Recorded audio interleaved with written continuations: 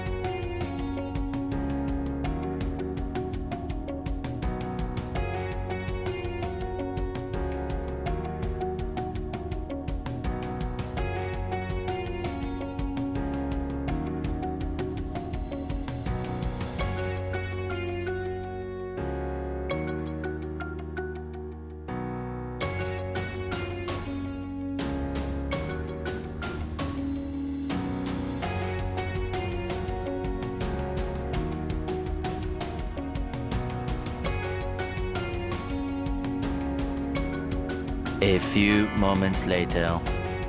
All right, so here's the finished product, the X1 decal. That is the right side, passenger side.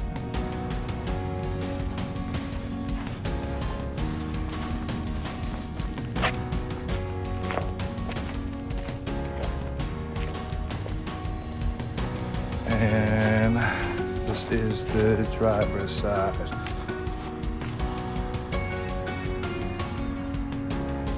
Came out good.